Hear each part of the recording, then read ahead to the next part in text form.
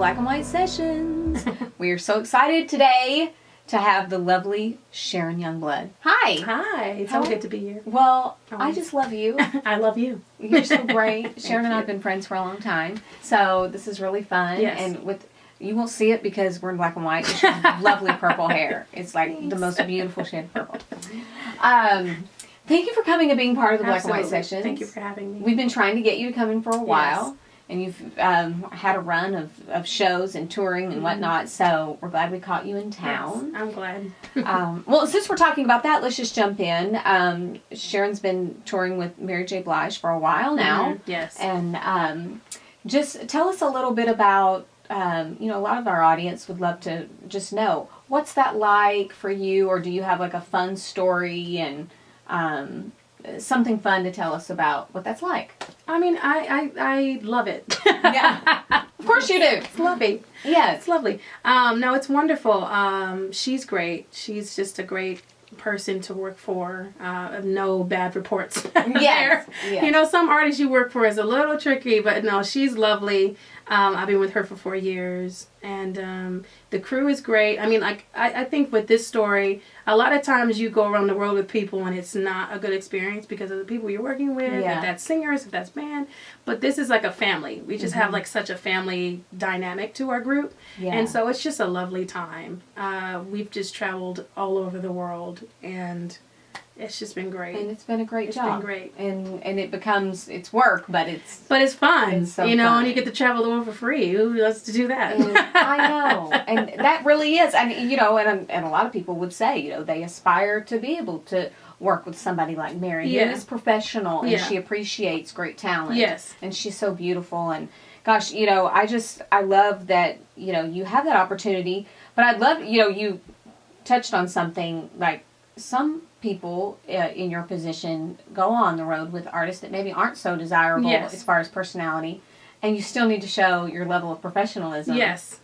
Even in those settings. Yes. And so, I think it's smart to always have a smile on your face and not necessarily be fake about it. You know what I mean? Not necessarily you're going to always want to have a smile on your face, but have a smile on your face, be genuine, create genuine friendships, create genuine relationships, be the genuine string.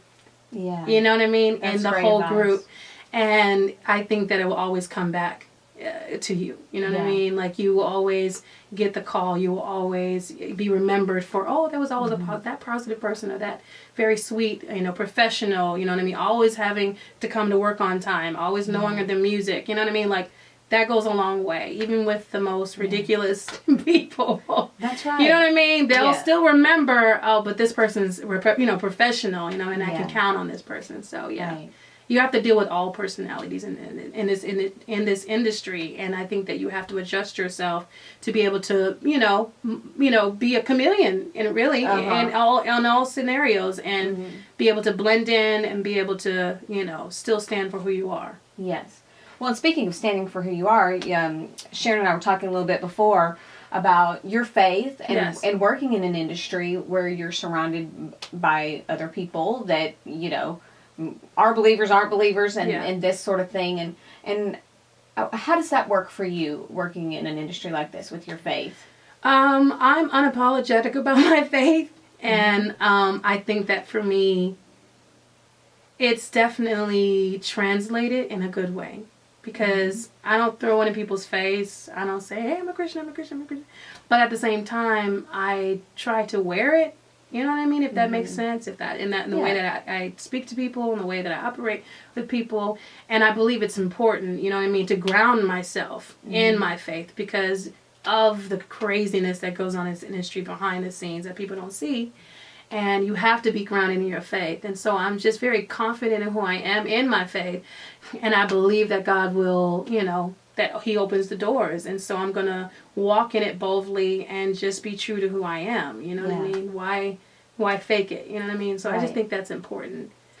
And we've seen that go both ways. Yeah. With people that feel like they have to kind of, Yeah. you know, become something that they don't want to be. And I think people are scared, especially when it comes to our faith, you know, especially being a Christian. I think people are scared to be who they are because they think they'll be rejected, or they think they'll be talked about, or like, oh, please, you're doing the most, or whatever, you know what I mean? Mm-hmm. I think that it's important to be true to who you are, because if you're true to who you are, it'll translate to people, and people will see you as a genuine person. And I think that, I keep saying genuine because I think that's huge in this industry, if people will know you for being a genuine person. And you know what I mean? And so, don't be apologetic about it. You know what I mean? Just live your life and be, you know, who you are. And I think that it'll just translate and be great. Well, I certainly appreciate your confidence and your humility, but yet your boldness and knowing who you are and what you stand for. And I think that's an encouragement, especially to people who watch these interviews that are aspiring to work in this industry. This is great advice, you know, for them. And